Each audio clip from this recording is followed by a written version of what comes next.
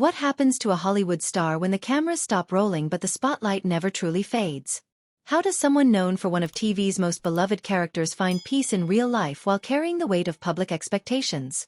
These are the quiet questions that surrounded Donna Douglas, the woman millions knew as Ellie May Clampett, but few really understood beyond the curls, the critters, and that sweet southern drawl. Her story isn't just about fame.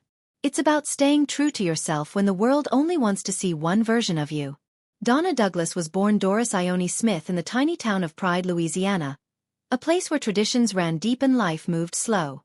Her upbringing was steeped in family values, faith, and a love for nature that never left her. Long before she stepped into Hollywood, she was just a Southern girl who loved the outdoors, animals, and spending time with those she loved. That simplicity, that grounding in something real, followed her everywhere, even when the glitter of fame tried to shake it loose. Her beauty was undeniable, and it didn't go unnoticed. Winning titles like Miss Baton Rouge and Miss New Orleans opened doors for her in modeling and TV. But Donna always carried herself with a modest, down-to-earth charm. She may have had the looks to be a star, but it was her soul that made her unforgettable. Before she became a household name, Donna took on smaller, often uncredited roles, appearing briefly in films like Career and Lil Abner in 1959. It was television where she began to shine, slowly but surely, with guest roles that hinted at something special. Her appearance in the Twilight Zone episode, Eye of the Beholder, in 1962 showed not just her beauty but her emotional depth. Casting directors noticed, and soon after, Donna was chosen to play Ellie May Clampett in the Beverly Hillbillies. That single casting decision changed her life forever. As Ellie May, she was the heart of the Clampett family, the barefoot, pigtailed, animal-loving daughter who could charm anyone with her innocence and fierce loyalty.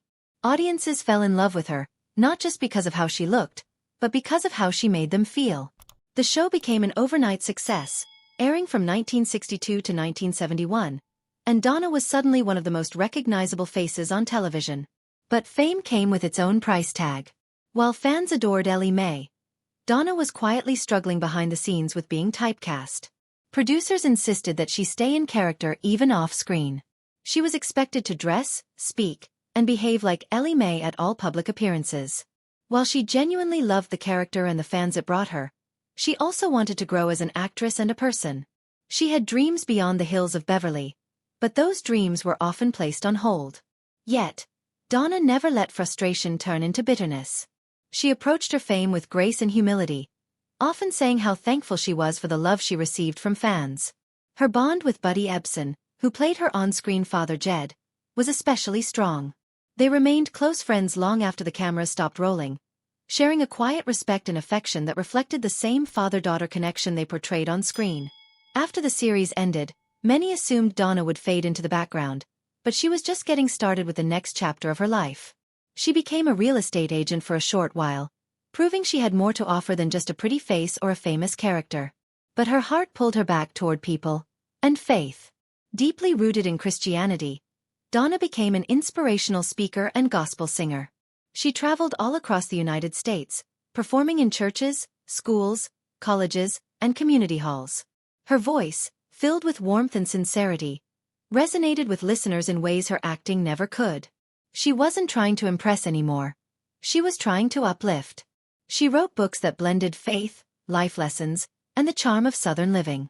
Donna's Critters and Kids taught children biblical values through stories about animals. Later, she published Miss Donna's Mulberry Acres Farm, a book that wrapped spiritual lessons in fun, farm-themed adventures. And then came a cookbook, Southern Favorites, with a taste of Hollywood, filled with personal recipes and stories from her time in show business. She even included etiquette advice under a section called Hollywood Social Graces, because to Donna, kindness and manners never went out of style. On the personal front, Donna's life wasn't without heartbreak.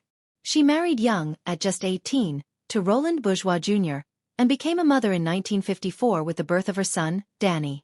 The marriage didn't last, but her devotion to her son never wavered. Years later, in 1971, she married Robert M. Leeds, a TV director from the Beverly Hillbillies.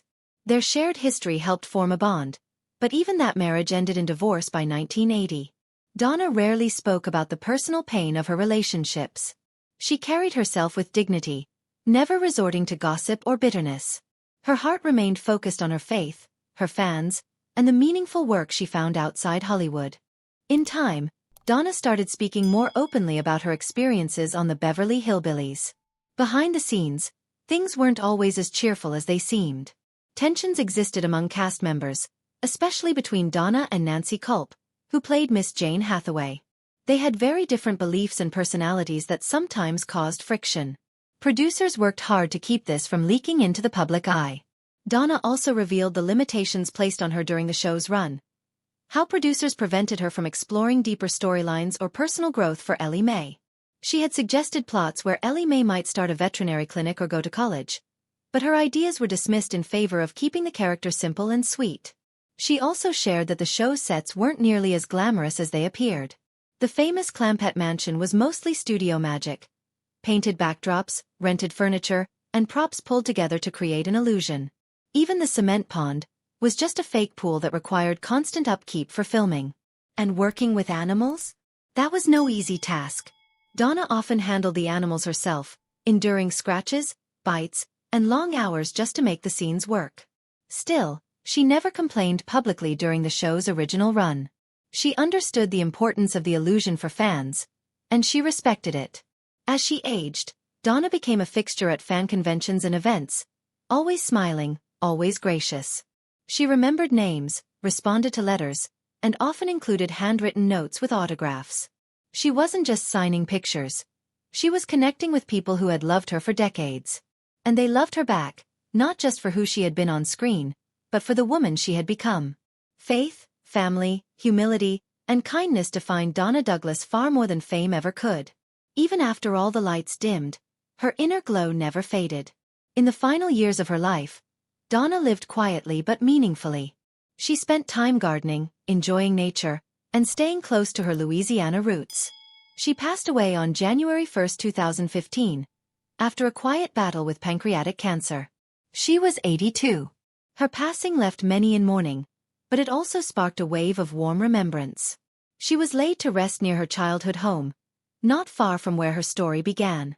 Her legacy remains in every rerun of the Beverly Hillbillies, in every autograph tucked into a fan's scrapbook, in every song she sang in a church, and every story she shared with a child. Donna Douglas gave the world more than just a beloved character. She gave it honesty, warmth, and inspiration.